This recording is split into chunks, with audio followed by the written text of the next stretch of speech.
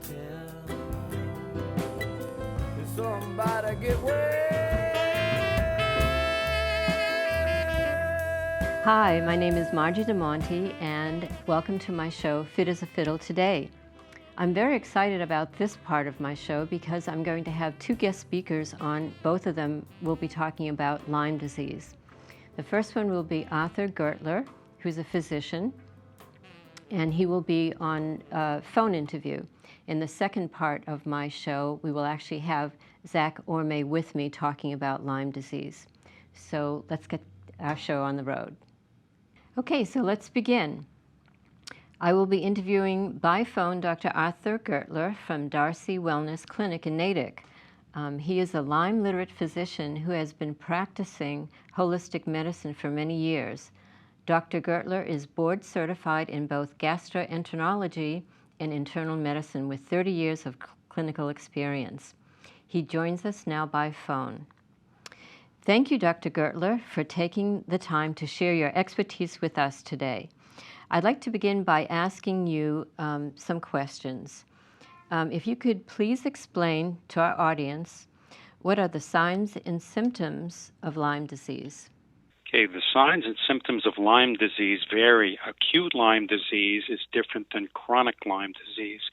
Acute Lyme disease, when present, usually is manifest by fever, headache, neck pain, sometimes a little confusion, and sometimes pains in the joints. Occasionally people get meningitis or encephalitis, which has to be hospitalized. Chronic Lyme disease, which occurs after approximately 1 or 2 months of Lyme infection, is an entirely different story. It's very insidious. It usually involves a triad of fatigue, arthritis, brain fog with very poor memory, confusion, and many times neuropathy, which consists of pains in the arms and the legs. So that's a different story. Not everybody that gets Lyme disease is symptomatic, however. About 15% are silent and have no symptoms at all. So it's important in this endemic area in New England that everybody be screened by their primary care physician for Lyme disease with blood tests. Okay, so what would be the best way to diagnose Lyme disease? Well, we rely heavily on blood tests.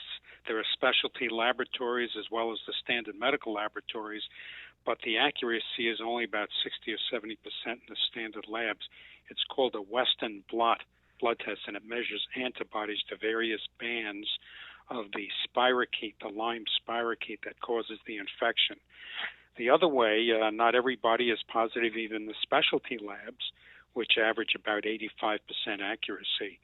And many times we treat just with a good, tight clinical fit of symptoms of the ones I mentioned before, if we really are convinced the patient has clinical Lyme disease. And in this part of the world, there are very few other diseases that can generate that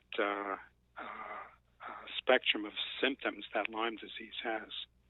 So we go ahead and treat anyway, even with negative tests, if we're convinced there's a tight clinical fit and it looks good for Lyme disease. What do you follow for treatment for Lyme disease? There are as many Lyme Literate physicians as there are as many different treatment approaches. I usually use the standard approach with antibiotics, usually 2, and we can rotate antibiotics eventually after a few months.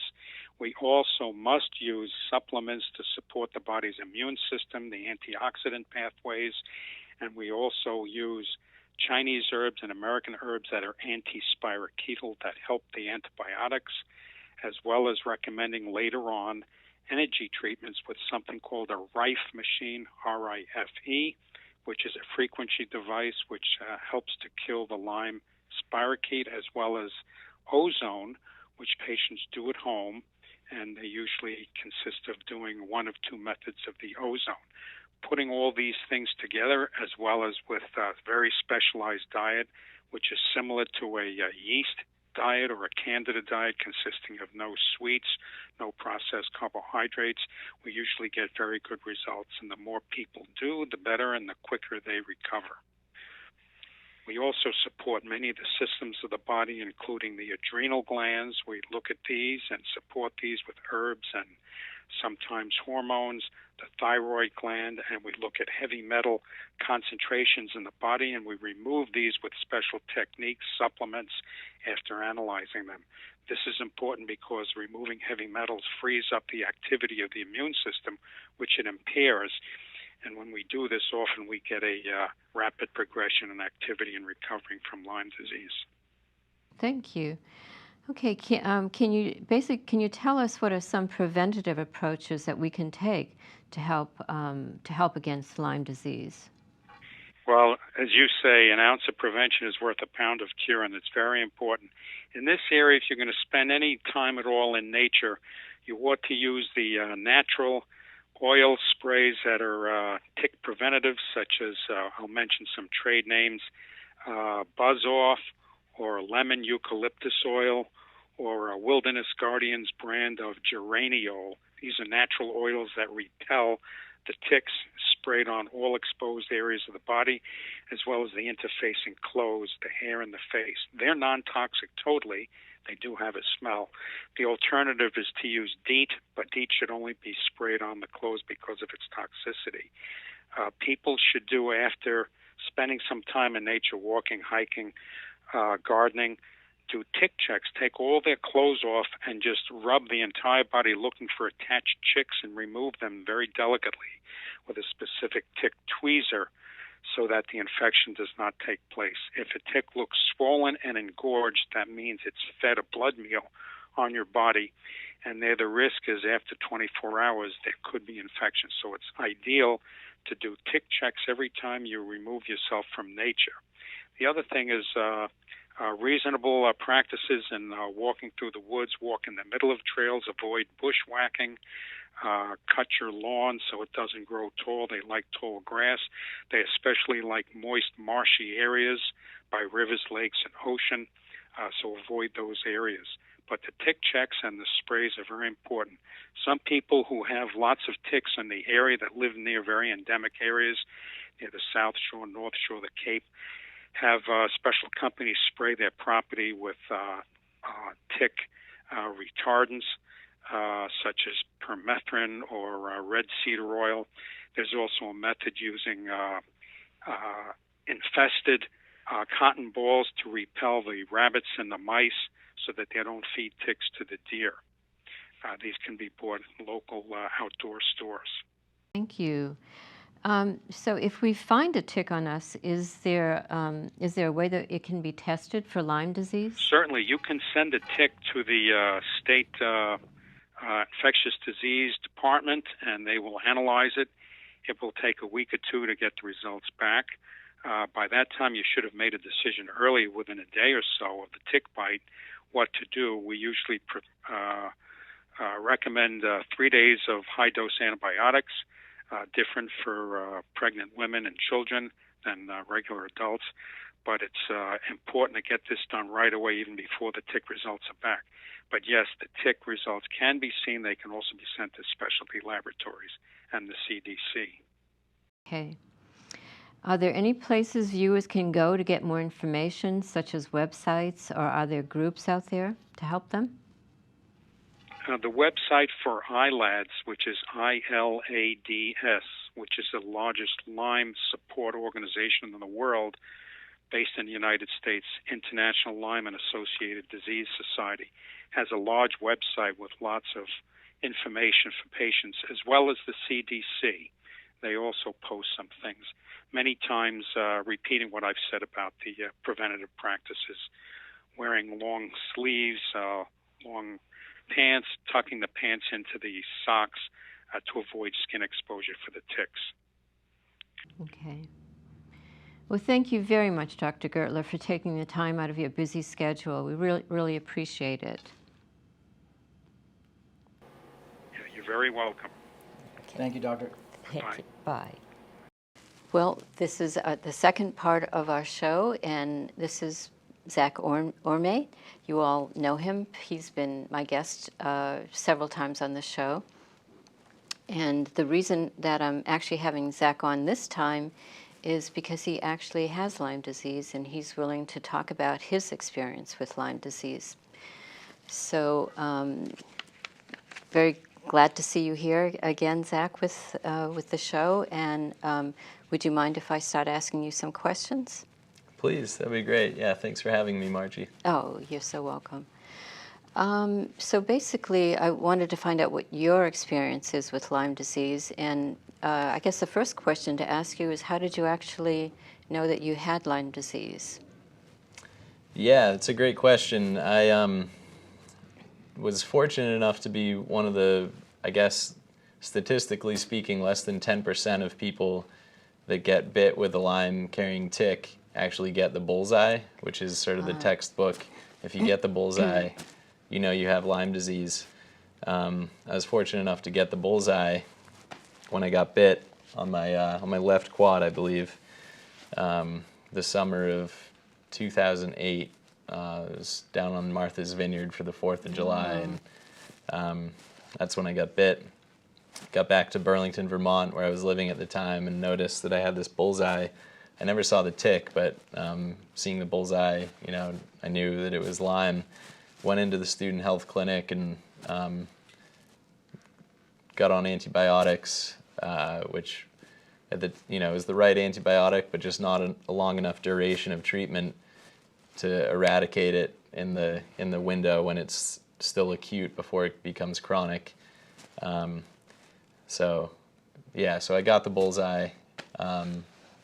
That's how I knew I got bit. Yeah, kind of scary to think about this, but yeah.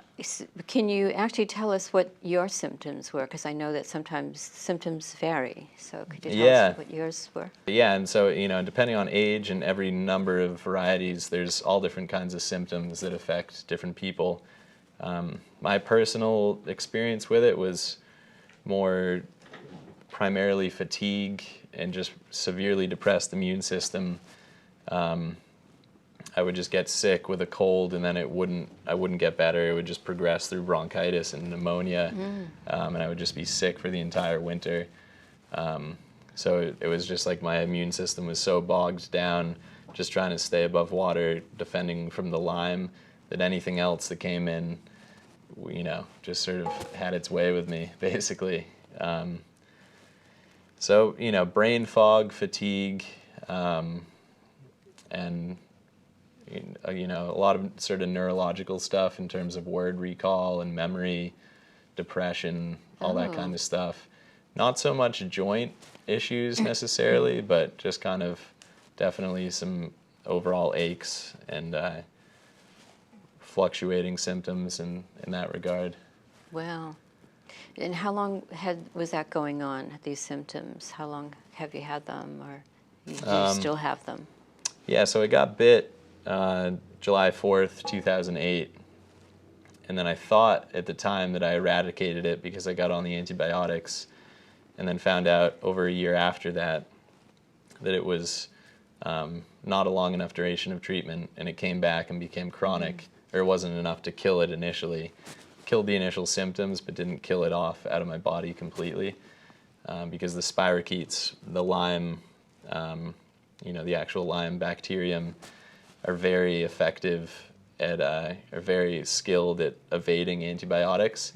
So they have different, like when they sense when there's an antibiotic in your system that's attacking them, they can throw a bioshield over them and go into cyst form for up to 2 years, so they can completely evade antibiotics without feeding or anything, and then come back out when the coast is clear, kind of, and just so it killed the initial symptoms and then came back.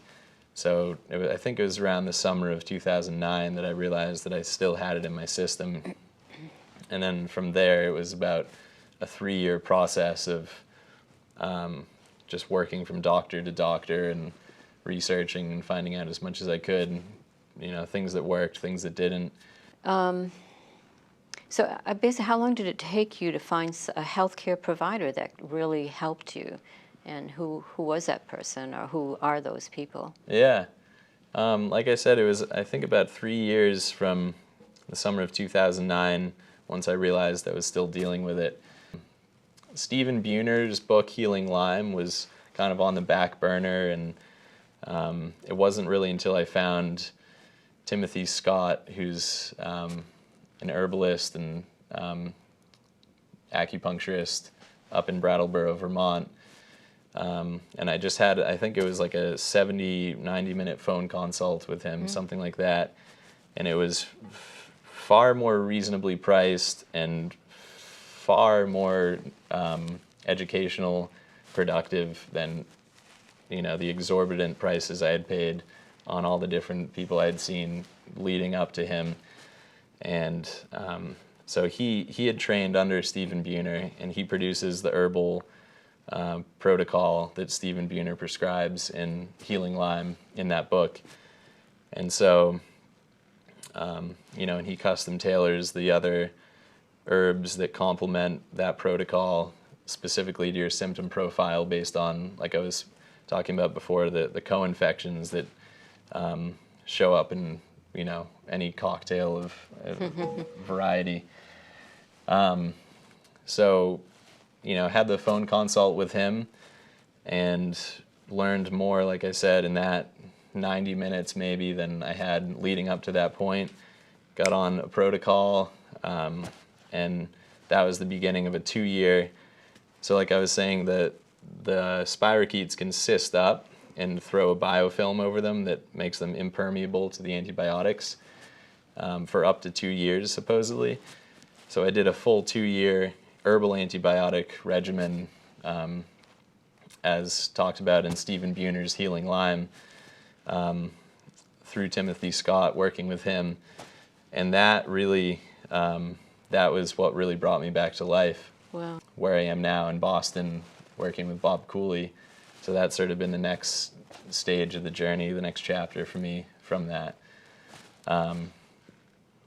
Do you feel that that's fantastic? I mean, that you're so lucky that you were able, not real luck, you had to work really hard to find someone to help you. And do you also feel that Bob Cooley helped you a lot with Lyme disease? Tremendously, yeah. So like I said, that was sort of the next phase of the healing journey for me. The stretching, the holistic view of leveraging the physical world. It's a physical modality of stretching and strengthening the body with specific, specifically focusing on different meridians that correspond with the immune system. And the defense to, like, keeping your defenses up from outside things like ticks getting in and all of that, but primarily the internal immune system, just really boosting that and healing that so that it can essentially, if it is still in my system, just keep it in remission, basically. Yeah, I'm learning so much about the immune system. It's like you have to have a very strong immune system for any illness. Especially in this day and age. Yeah, here I am proponing for everybody to go out there and, go for walks, be out in nature. And then, I started to think about Lyme disease. And now it's kind of like I felt like this was an important show to talk about because people want to be out there and experiencing the beautiful weather. And now we've got Lyme disease. So what would be some of the, helpful approaches that people could use to prevent getting Lyme disease? Yeah, again, another great question. I really don't think it's a good idea to just stay away from the wild. I think more than ever, we need to rewild ourselves. With the modern urban lifestyle that so many of us are living, I think it's really important to get back into the wild, ground ourselves, everything that comes with that. And there's so much fear, rightfully so, surrounding doing that because of things like Lyme disease, and we're getting more and more distanced from the wild world and the natural world. So I think it's more important than ever, and it's just important to be cognizant of the risks. We don't really have to worry, especially in the Northeast, most of the U.S. really nowadays, as much about predators like wolves and big cats, because we killed them all off. But now we've, that imbalance created other things like Lyme disease. So I think, just the basic things like wearing long pants, tucking your socks into your pants. Well, they say to wear light clothing too. So you can see the, right. So you can see the ticks. Yeah. Okay. So for more contrast, definitely. And it's not always that might not always be the case. It might not always be practical. But just really doing thorough tick checks. If you are going to be in the woods, just making sure you do thorough checks, and as long as you get them, ideally before they bite you.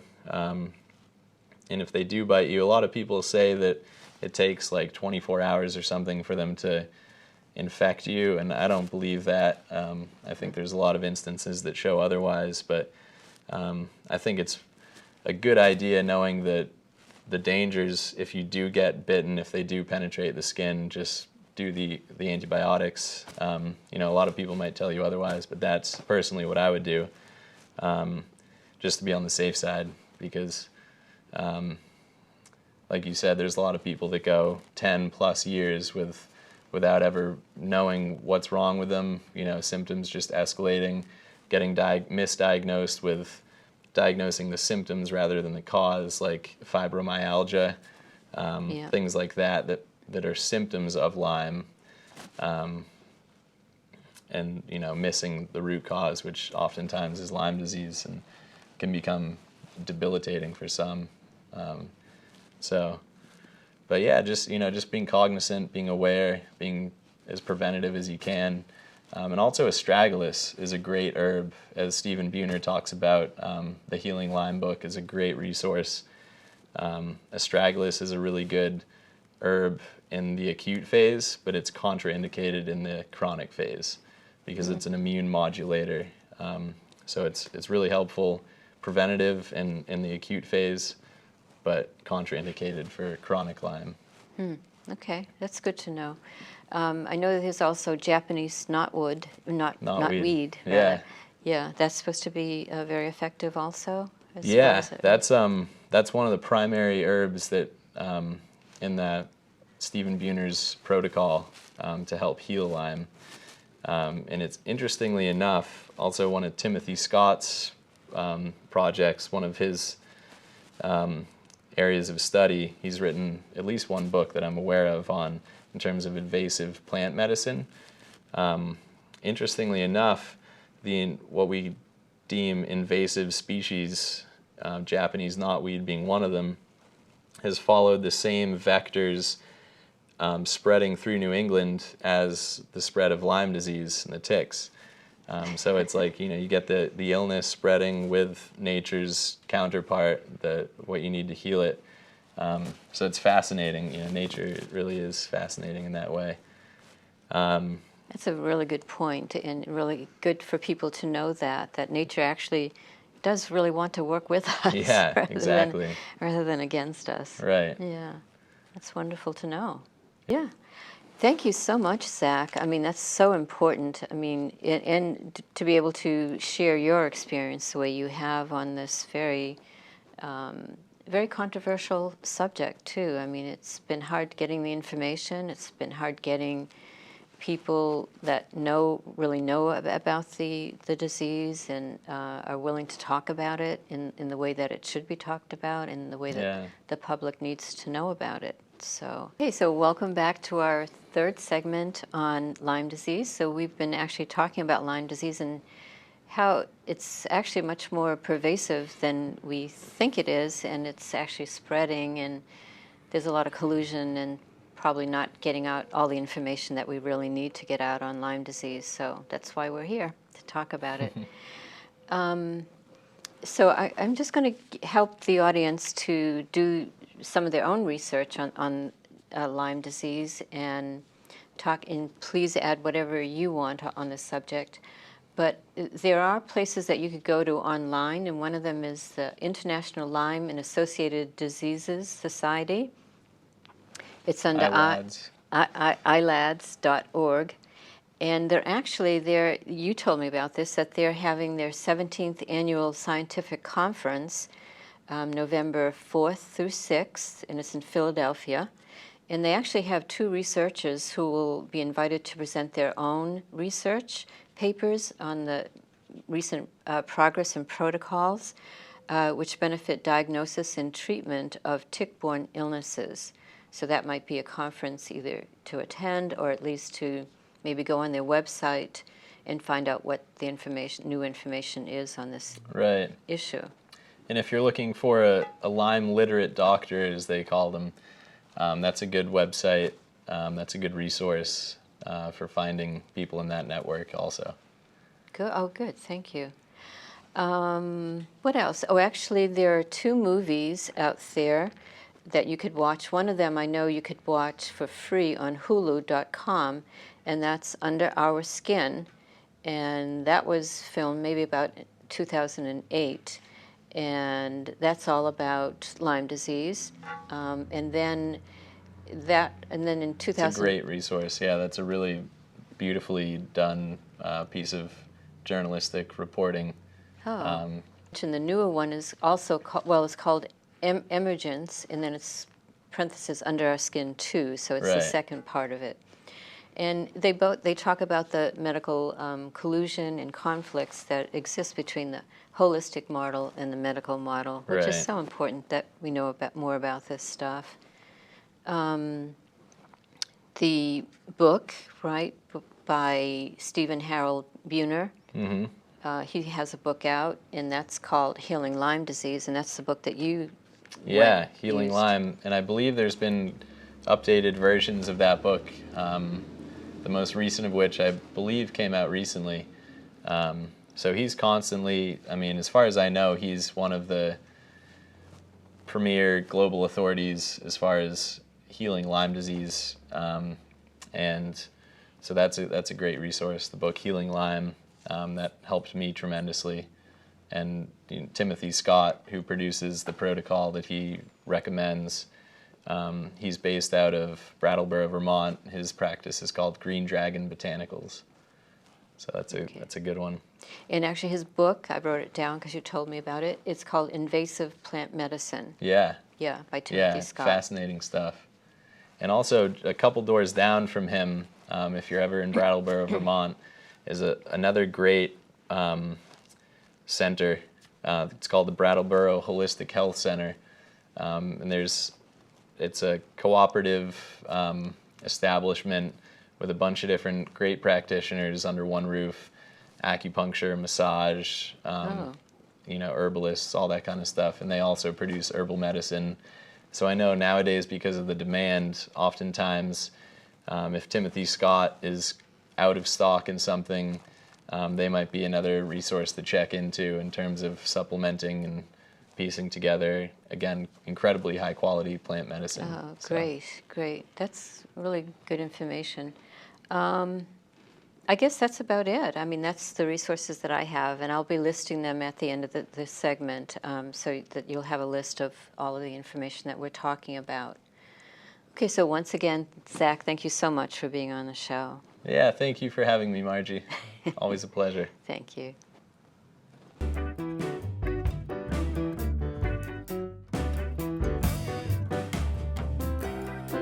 So when you're going out this morning,